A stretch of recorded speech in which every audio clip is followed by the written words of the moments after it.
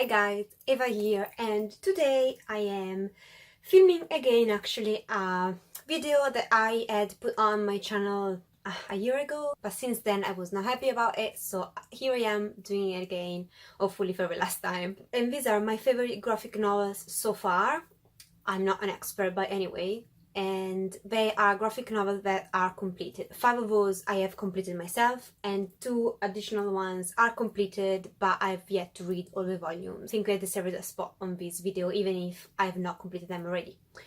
So without further ado, it's simple, so there is not much else to say about this video, and I'm gonna tell you how many volumes are out. So these series are completed, so you can binge read them, or if you know about them, I would love to talk about them in the comments down below. So without further ado, let's get started. And these are in no particular order. So the first one I have here is iZombie. This is published by Vertigo, and this is by Chris Robertson and Michael Allred. Now, you might be familiar with this title because there is a TV show which is kind of popular. I've watched just the first season, but I want to continue on. But it's really different than the graphic novel. The graphic novel is 4 volumes in total, pretty short. The premise is the same as the TV show. Gwen dies and she wakes up as a zombie, and in order to stay herself and to maintain her memories, she has to eat brains. There are vampires and werewolves, and more, not really werewolves actually, more were-terriers, and there are hunters, and she may have a thing with one of them, and there are also mummies and ancient beings, and it is awesome. I'll show you some of the art.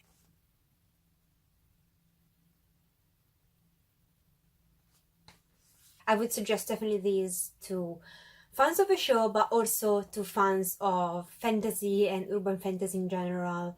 The story arc is short, but the plot is really entertaining. The characters, you just feel for them, and Gwen is awesome, and I think it's really well done. It's neither boring, and it's full of diversity, and it's just interesting. It's just really highly entertaining.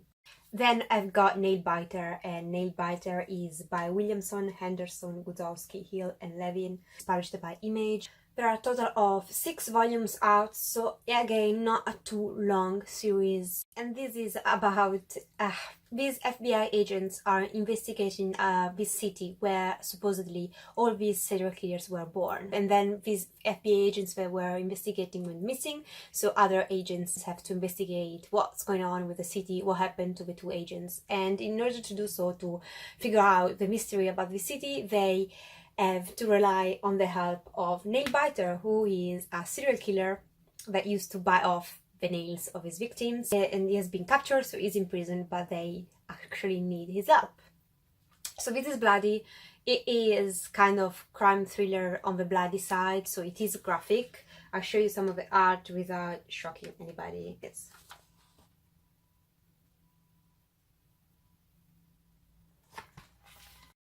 Now, if you know me, this is just my cup of tea, serial killers and crime and mystery, and I loved this series. I have to say some volumes are better than others, but overall I really enjoyed it, and it is definitely a series that I can see myself rereading, and it's just highly entertaining. The mystery was good. You probably have to like the genre in order to appreciate this and his nuances, but if you do, give this a try, you won't regret it.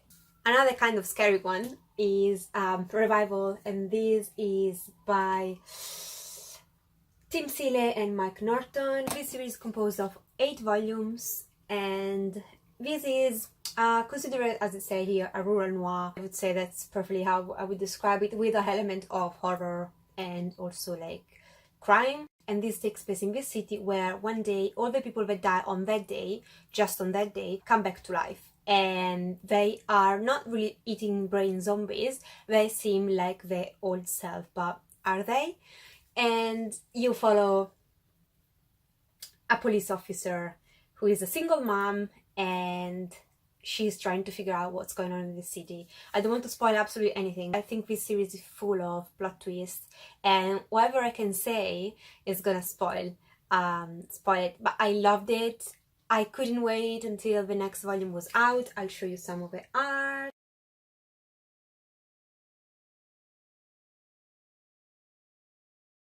And it's just a journey to finding out what's going on, and I think it's a mix of genre, horror, crime, noir, and it's well done. And I did think that the end was not as perfect as I expected it to be, but it was still really good. Still a series that I would definitely recommend.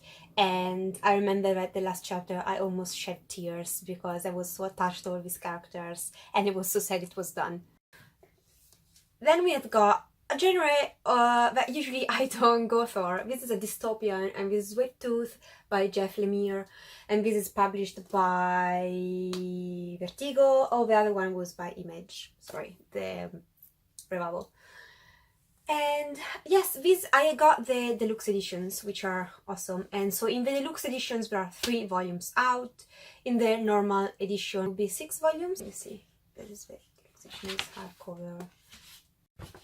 And this is a dystopian world where basically after something happened, all the kids that were born, they were born part animals. And then you follow Sweet Tooth. He is this boy that grew up in the woods with his father, that he doesn't want to let him out because the world is really dangerous and feral. But then one day something happens to his father and he has to adventure out in the world. And it's really cruel series, it's really cruel world, and it was at times kind of painful to read. It was so harsh and yet so realistic, considering if that were to happen. I found it really realistic. It didn't sugarcoat anything. It was just an amazing journey. Again, I'll show you some of the art. At the beginning I thought the art was not my thing, but then when I read it, it suited it so perfectly.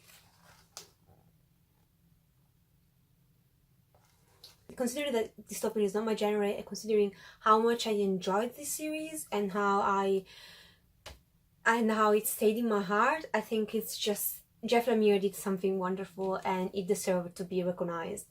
Then the last series that I've completed, and it's completed, is Chew. This is by John Layman and Rob Guillory, and this is published by Image, and there are a total of 12 volumes out. If I have to choose one, this is probably the one that holds a special spot in my heart. And this is about Tony Chu. Tony Chu is a psychopath, meaning that every time he hits something, he can see where that thing came from and what happened to it.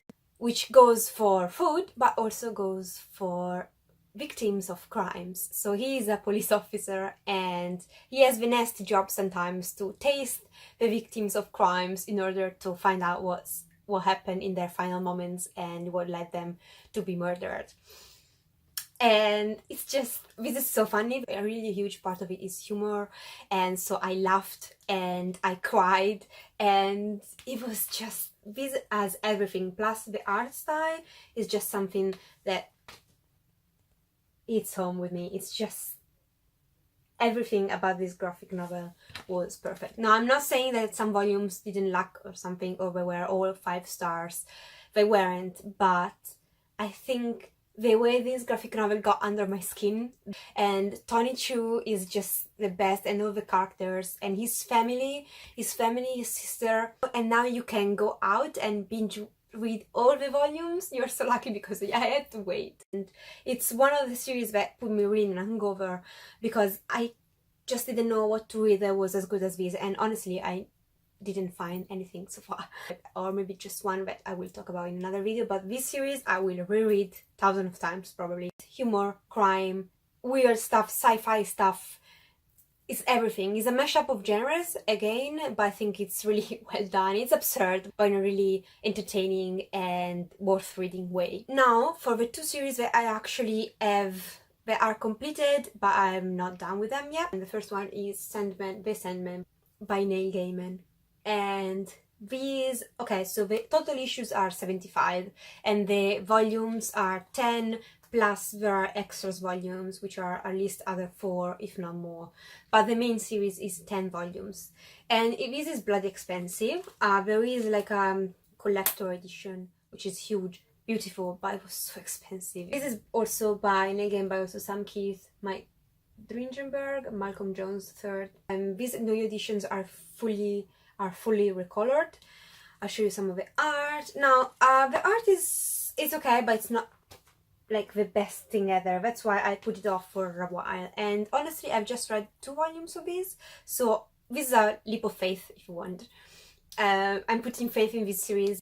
And the premise about this is that this bunch of wizards, they decide that they want to capture Death and keep him prisoner so they won't die. But instead of capturing Death, they end up capturing Morpheus, the King of Dreams. And after many years of captivity, Morpheus managed to get free.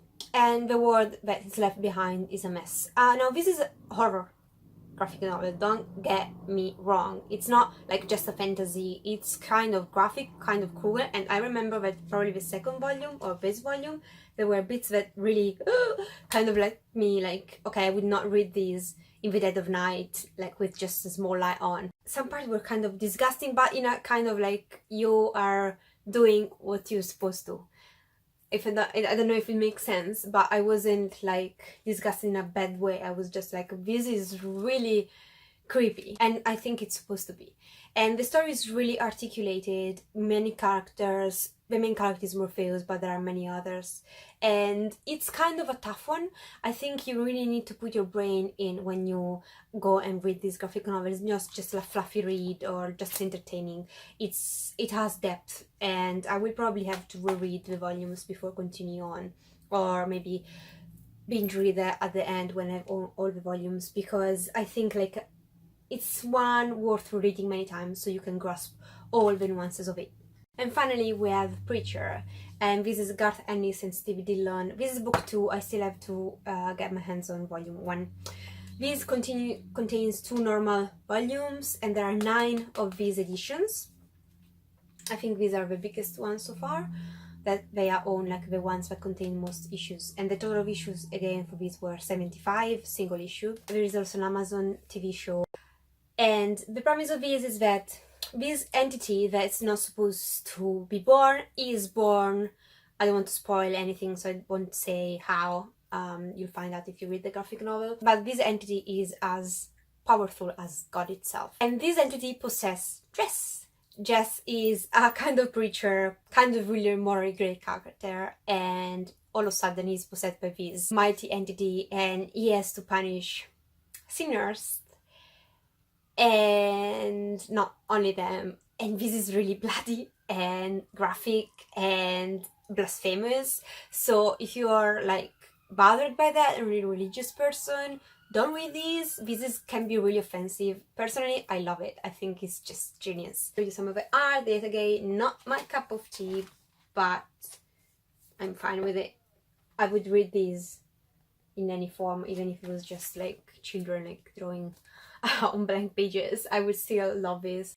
I kind of have a soft spot for bad guys, really morally great characters that are not just like, oh yes, he's a bad guy, but he did all the bad stuff for good reasons. I really like the bad ones and the introspections and their stories, and this is so scandalous that I just love it. And I will leave you with an honorable mention. Now, I've just read this volume, so I want to put in here, but I'm still a bit hesitant because I'm not sure I'm gonna love this series, which is really long. And this is Hellboy. Got just the library editions, which contain 2 volumes, and these are in the beautiful hardcover edition with black pages. Half of it is black pages. I'm gonna kill myself.